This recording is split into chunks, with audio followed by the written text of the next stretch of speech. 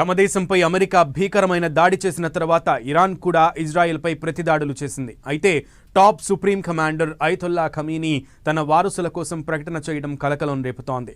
యుద్ధంలో తన ప్రాణాలకు ముప్పు కనుక వాటిల్లితే వారసుడు కావాలి కాబట్టే ఈ ఎంపిక చేపట్టాలని ఆయన కోరగా అందుకోసం 3 పేర్లను ఆయనే సూచించారు. మరోవైపు ఈ యుద్ధంలో అంతా తానే నడిపిస్తోన్న అమెరికాని మాత్రం వదిలేది లేదని ఖమేనీ చెప్పారు.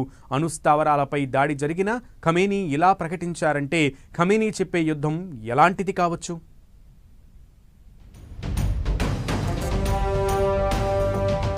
సీక్రెట్ ప్లేస్లో ఖమేనీ అమెరికాని వదలబోమని హెచ్చరిక. వారసులుగా 3 ఎంపిక. ఇరాన్ ఇజ్రాయెల్ యుద్ధం తీవ్రమవుతున్న వేళ ఇరాన్ సుప్రీం లీడర్ ఖమేనీని రహస్య ప్రదేశానికి తరలించారు. ఆయనకు రక్షణగా సీక్రెట్ గార్డ్స్ ఉన్నట్టు తెలుస్తోంది. అయితే ఈ సీక్రెట్ యూనిట్ ఉందని ఇరాన్ మిలిటరీకి కూడా తెలియదని చెబుతున్నారు. మరోవైపు ఖమేనీకి వారసులుగా 3 ఎంపిక చేసినట్లు సమాచారం.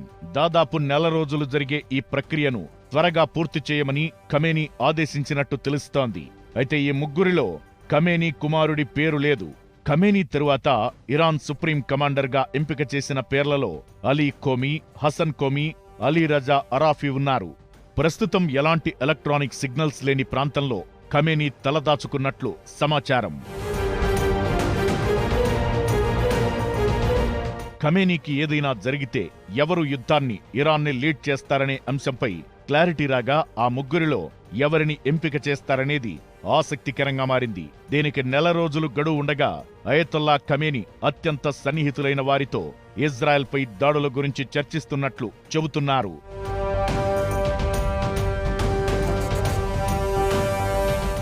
అయితే అమెరికాపై పగ తీర్చుకుంటామని, ఎన్నాళ్లైనా అమెరికాని వదిలిపెట్టేది లేదనే ఖమేనీ ప్రకటన కలకలం రేపుతోంది.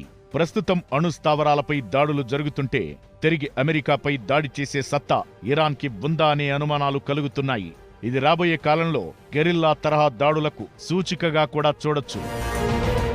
మరోవైపు న్యూక్లియర్ సైట్లపై దాడి తరువాత ఇరాన్ ఇజ్రాయెల్లోని 10 ప్రదేశాలే లక్ష్యంగా దాడులకు దిగింది. ఈ వైమానిక దాడుల దెబ్బకి ఇజ్రాయెల్ తన గగనతలాన్ని మూసేసింది. ఇజ్రాయెల్కు చెందిన పలు విమానయాన సంస్థలు తమ విమాన సర్వీసులను నిలిపేస్తున్నట్లు ప్రకటించింది.